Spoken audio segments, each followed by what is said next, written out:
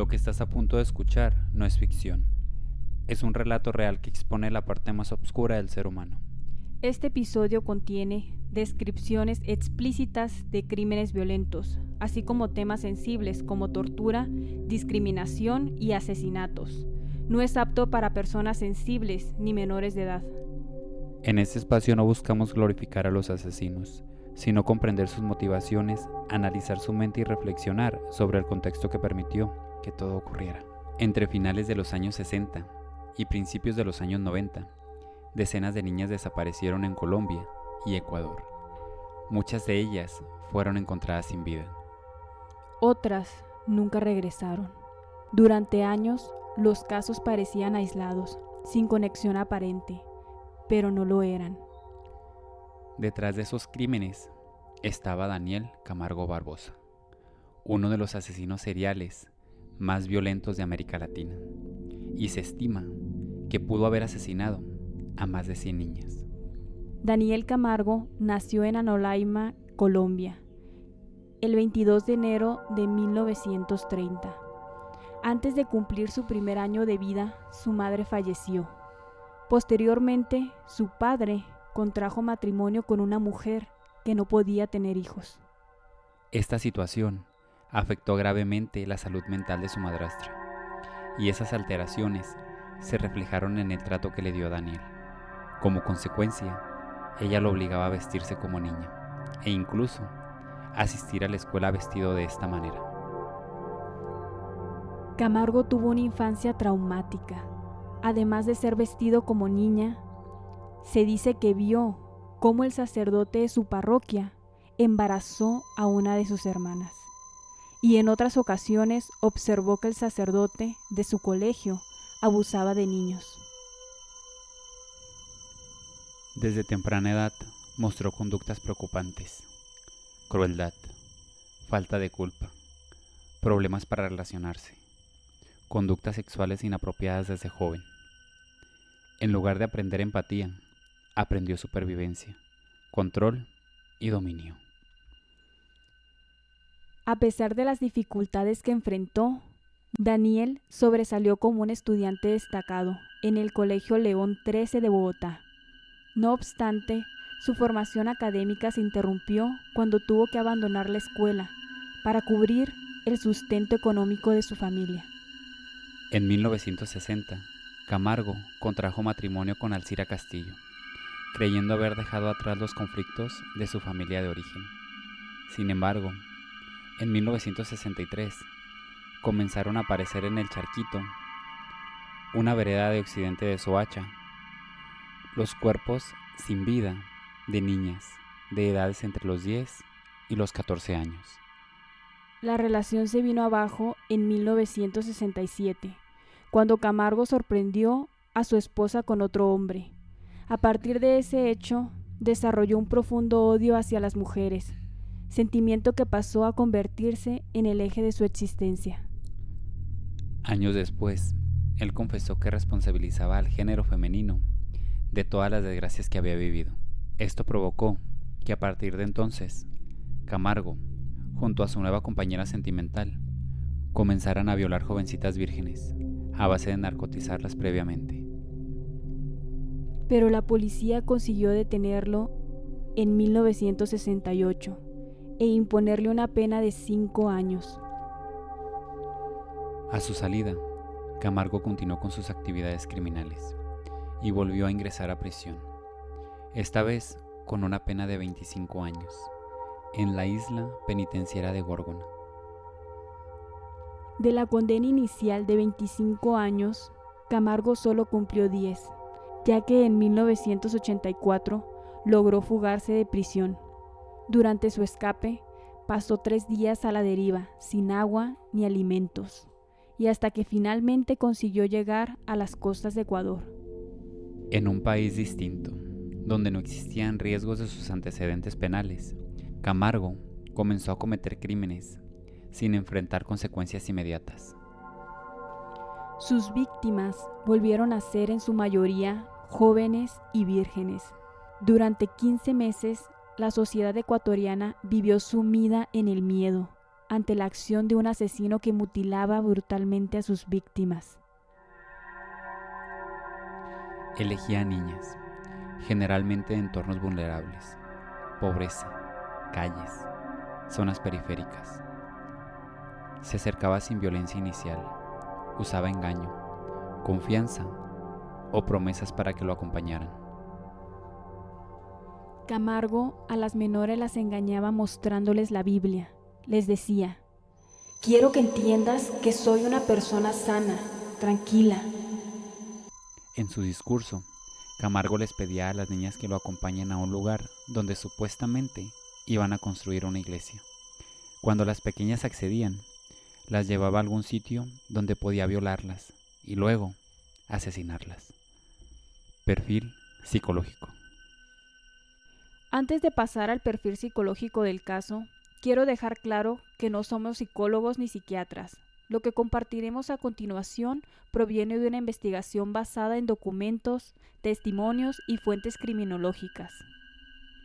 Nuestro propósito no es emitir un diagnóstico clínico, sino ofrecer una interpretación que nos ayude a comprender mejor la mente detrás de estos crímenes.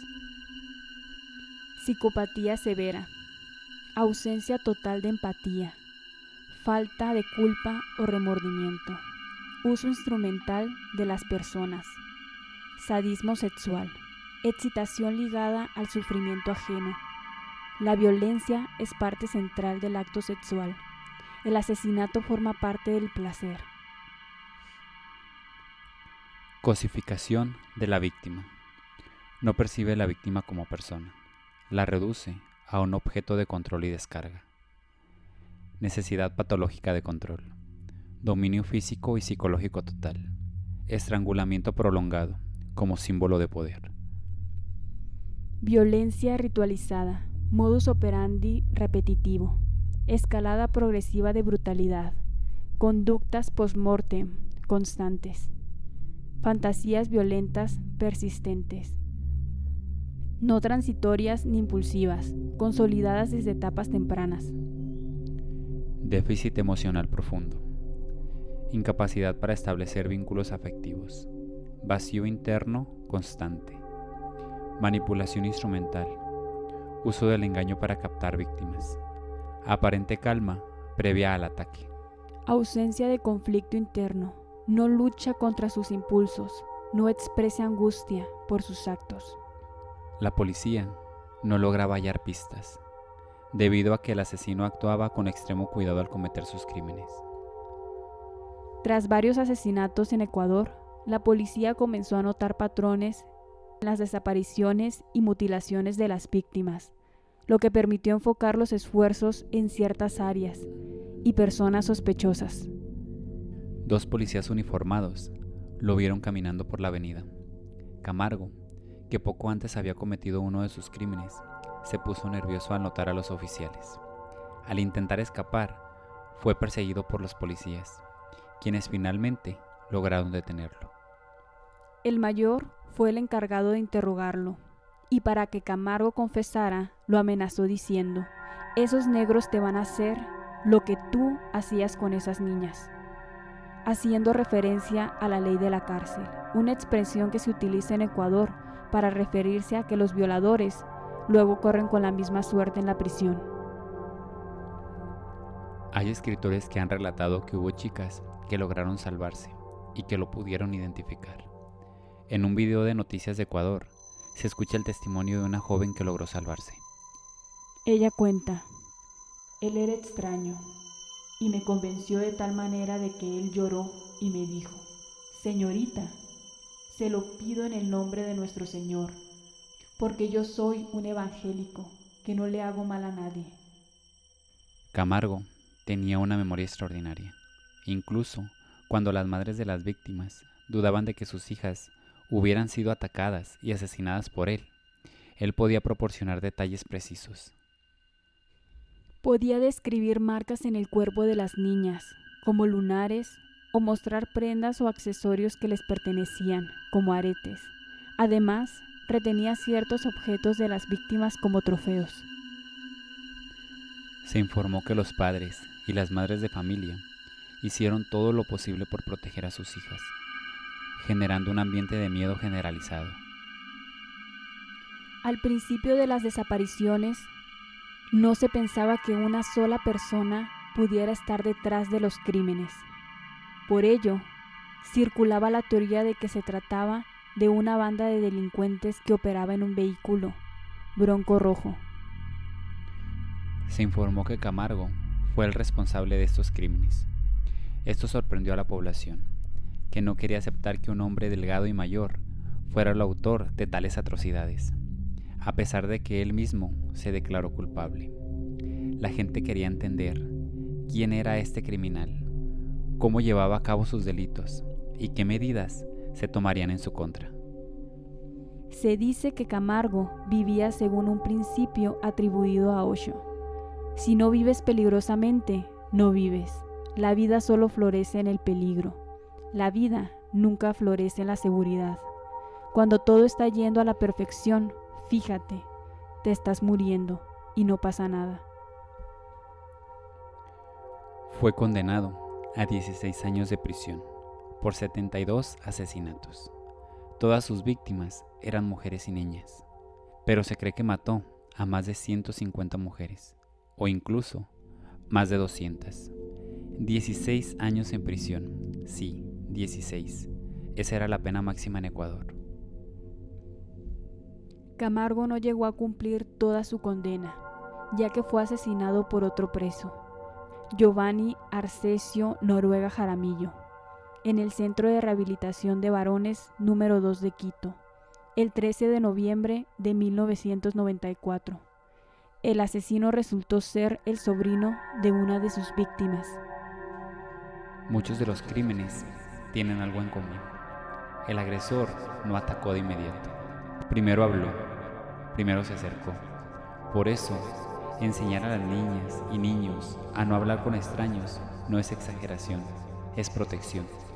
No se trata de infundir miedo, sino de enseñar límites, que no todos los adultos son seguros, que ninguna promesa vale más que su seguridad, y que decir no también está bien, incluso a un adulto. También se trata de algo igual de importante, que sepan que pueden contarlo todo, sin culpa, sin regaños, sin miedo a no ser creídos. La prevención empieza en casa, con conversaciones incómodas pero necesarias, con escucha real y con adultos dispuestos a proteger, no a minimizar, porque cuando un niño sabe cuidarse y sabe que será escuchado, la violencia tiene menos espacio para crecer. Esto fue El arte de escuchar el miedo. Si esta historia te atrapó, compártela, suscríbete y déjanos tus comentarios. Nos escuchamos en el próximo episodio. Hasta entonces.